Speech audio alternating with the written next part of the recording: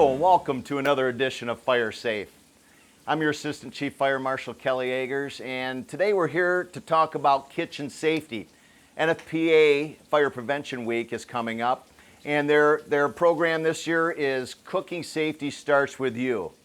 Today I'm joined by a couple of very special guests, City of Westland Mayor Michael Londeau, and also our Senior Resource Director, Barb Marcum. Welcome, folks. How you doing today? Hello, Chief. How are you this morning? Thanks for having us. All right. I'm glad you can make it. Hopefully you came hungry.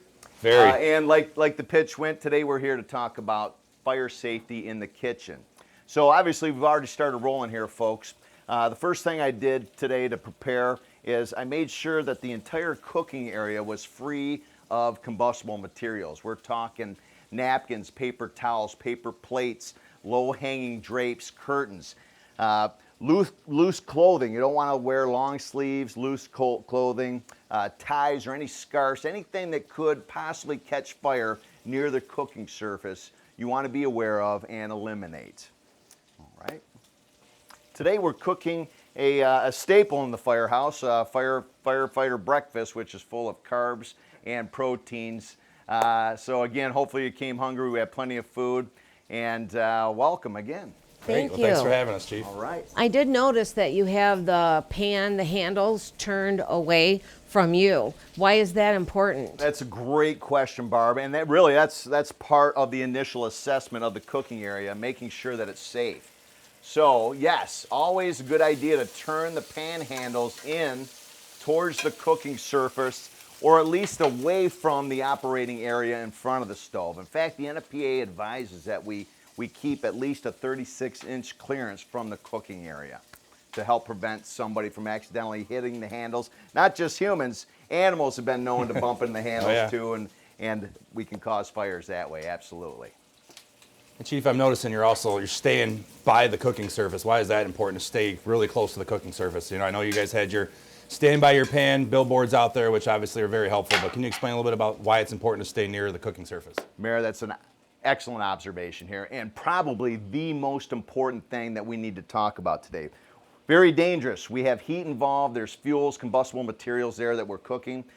So whenever we fire up the cooking surface, we need to stand by your pan, as you said. Keep your eyes on there whenever we're frying, grilling, or boiling especially. All right, even when we have something in the oven on baking, we want to check on it frequently. Or even if we're just simmering or warming something up, let's keep our eyes. We're easily distracted these days with everything we have going on around us, so it's very important to remember that when we ignite the burner that we stay by our pan, keep our eyes on the pan. I got a funny story. I'm sorry, I have to throw this in here. So the stand by your pan thing really, really works. So I was cooking, last winter time sometime. I was boiling water, went down to change my laundry, and went, crap, stand by your pan. I ran upstairs so fast, and I think I even sent you a text message, Chief, and said, that works. So it's very catchy, and it's very important to keep people safe to stand by your pan when you're cooking. It's the most important thing, Mayor. In fact, unattended cooking fires are responsible for about 48% of the fires in residential occupancies. That equates to 21% of fatal fires from unattended cooking. So very important to keep your eyes on that pan once you fire up that cooking surface again. Well, I noticed you're cooking bacon, which means you have grease. What is the difference between, like, say, a grease fire and a fire like on a combustible napkin or whatever? That's a great question, Barb. So essentially how we should be thinking of oil, cooking oils, and the greases produced from fatty foods is fuel. So when we're adding fuel to the fire, we're all familiar with that term, it's making it more dangerous. So whenever we have those components in play, you know, the cooking temperature for oils is 350 degrees. Want to make sure that we're at that level. And again, if we are using cooking oils in our process, we absolutely want to keep our eyes on that cooking surface. So if they start to smoke a little, it's too high. It's way too high, yes ma'am. We need to dial that down. 350 is the magic number. And keep an eye on it to know what's going on. So she mentioned grease, and it brought up a point that I thought about. You got a very clean surface here. Why is that important to keep your surface clean? So let's just say grease gets all over the backsplash there, on your counter, on your refrigerator, anywhere. Is that important to keep that area clean? Yes, sir. Vitally important for the same reasons we talked about on Barb's question there. I've been on countless kitchen fires that have been a result of unclean areas, cooking areas. It's very important that we clean it on a regular basis. My advice would be after each use. If we don't do it, it gives, and we go on with our days, seems like we all have a million things going on. Nobody wants to clean after. They want to cook, they want to eat, they don't want to clean. The cooking area is not one of the best, Yeah. or it's not high priority, but it should be, all Yeah. right? Over time, that grease and the fatty oils it will build up, and that is combustible material. So if our cooking area gets hot enough, it can and will ignite those surfaces that have that grease buildup. Well, if somebody has a fire, I know that there are different kinds of fire extinguishers. So what would you recommend for people to do? Because they look kind of complicated to use.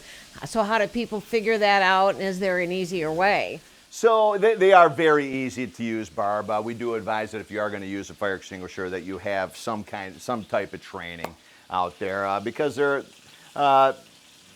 there's little knowledge necessary to be able to use them, all right? The best way in a cooking scenario, though, to eliminate a cooking fire is to have a lid ready.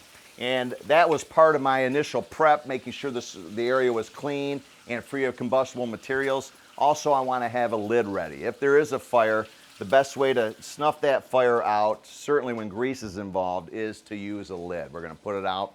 That eliminates the oxygen, which is a component needed for fire. If we take that away, fire is not going to happen. But what you never want to do is attempt to remove that pan that's on fire and take it to a sink to extinguish. Number one, water and oil do not get along. That will intensify that fire. The likelihood of spreading that fire, moving it from one surface to another is extremely high as well. So you want to avoid that at all costs. If the fire does leave the cooking area and extend to the cabinets or the countertop area, and you are familiar with the use of a fire extinguisher, we absolutely advise it.